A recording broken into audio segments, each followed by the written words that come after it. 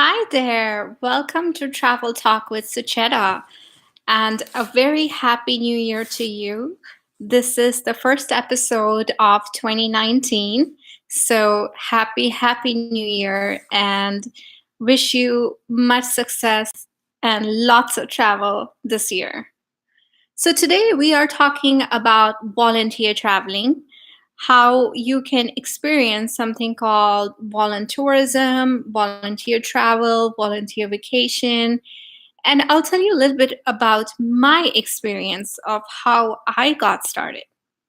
So, about 10 years ago, when I started traveling quite a bit for just vacations for fun, I was starting to get bored. I've been to about 30 countries at that point, and every place I went to, it was kind of the same experience.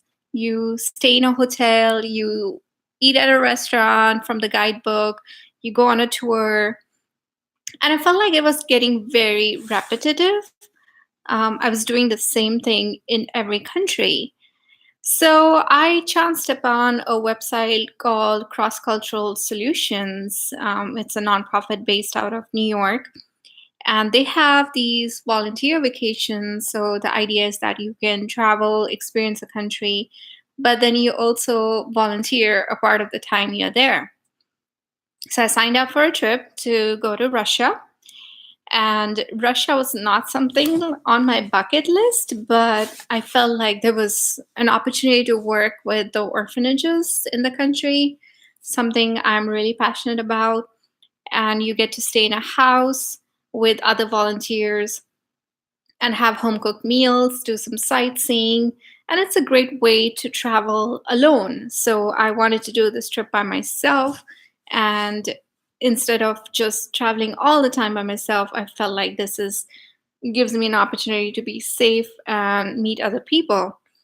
So that was my first trip, and I actually loved it. The biggest thing for me was I didn't know nothing about Russian food. I thought it's going to be like meat and potatoes. I was so shocked. We had a home chef who came to the house and cooked 3 meals a day. And there were so many vegetarian options, fish, amazing desserts.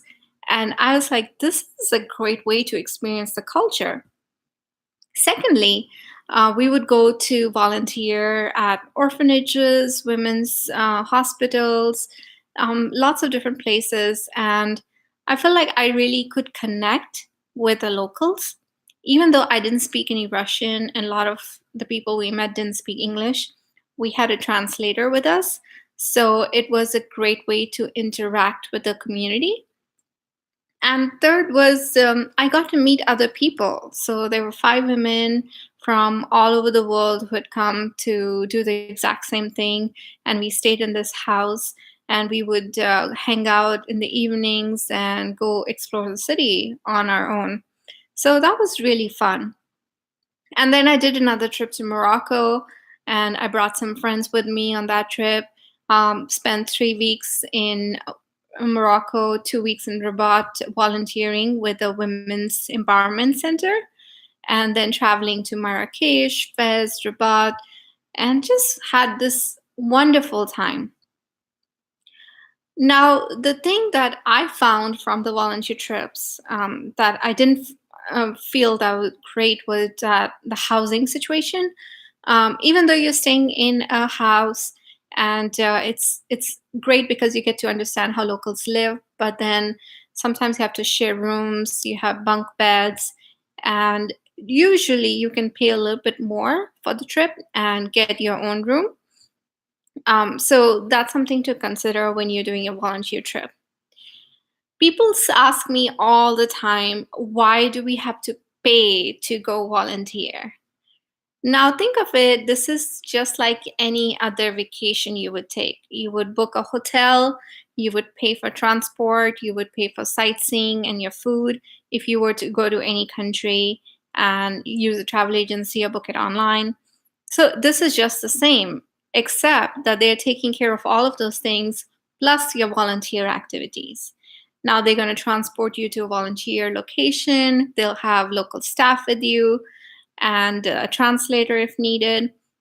So all of that takes considerable amount of resources, which is why you have to pay to go volunteer.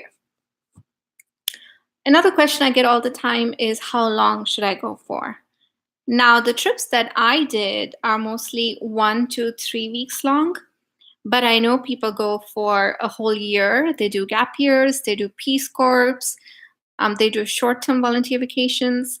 So anything less than a week, I probably would not recommend.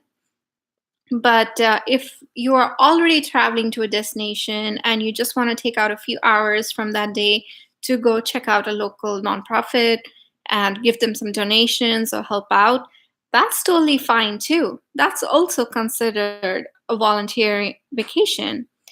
It's not like you're volunteering the entire time anyway. Most vacations would combine some sort of sightseeing, meeting locals, grassroots projects, as well as your volunteer time.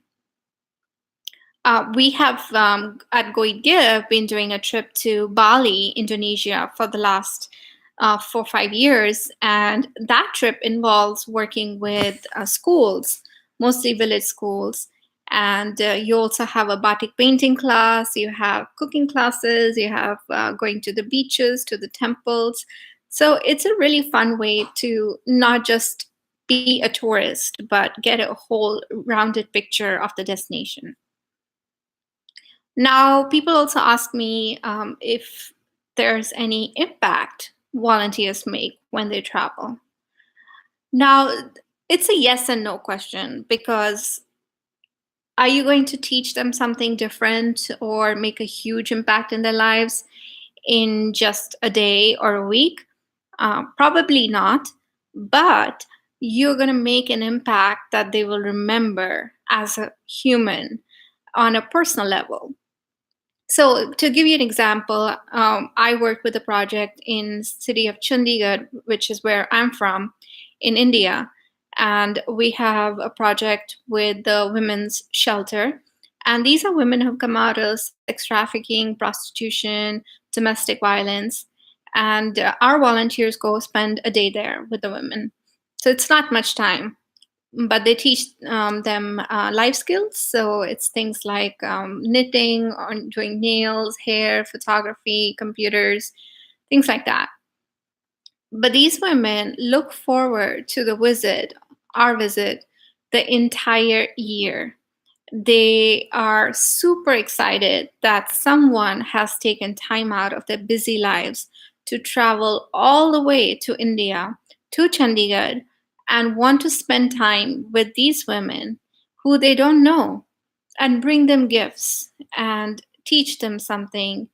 So they are so appreciative of that. I see the women the day before we are coming, they're so excited. They are cleaning the house, they wear the best clothes, they make these flower garlands, and they're there standing outside to welcome us. So that's something they will remember for the rest of their lives. More so, I feel that you, as a traveler, receive so much more than you give. When I was in Morocco, I was teaching English, just conversational English at this women's empowerment program.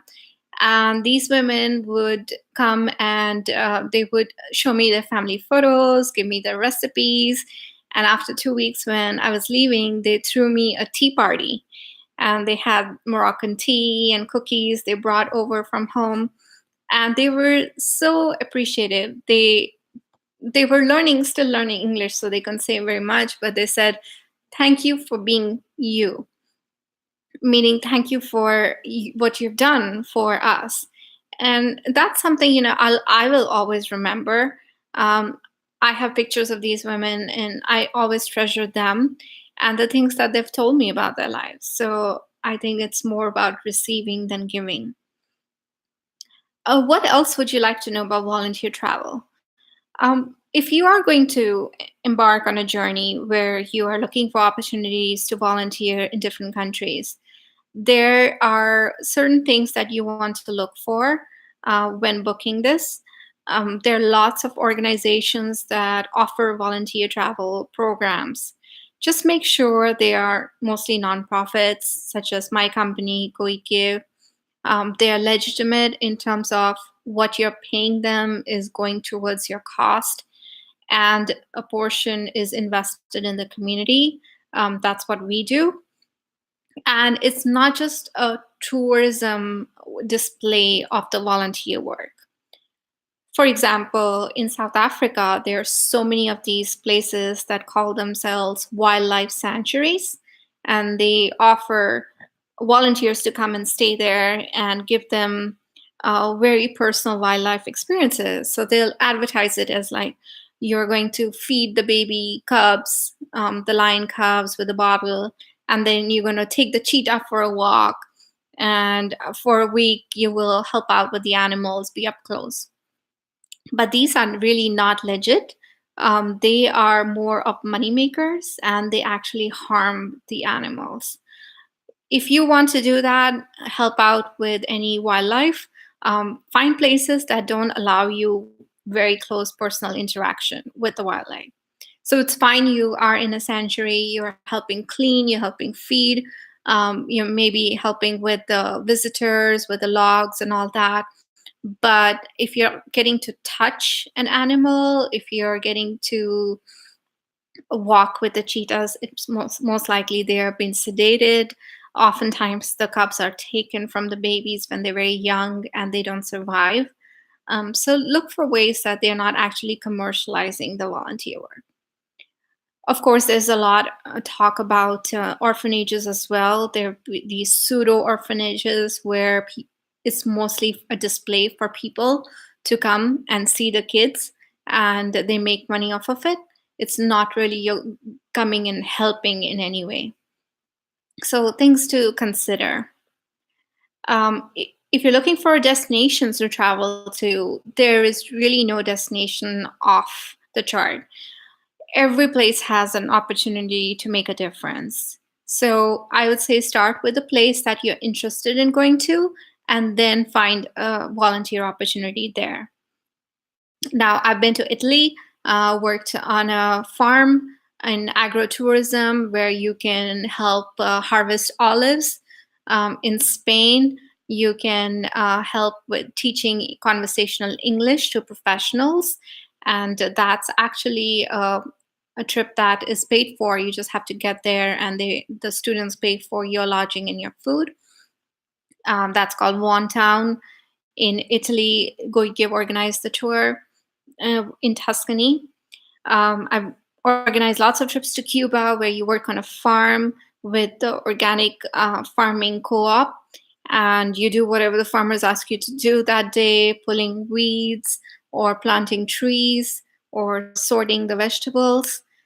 In Mexico, we worked with Make-A-Wish sort of a foundation where we went to see kids who are suffering from cancer and brought them gifts and had counseling session with their parents. In Nepal, we worked with a village project outside of Kathmandu, building toilets, working in a healthcare post, and doing women's empowerment projects there as well.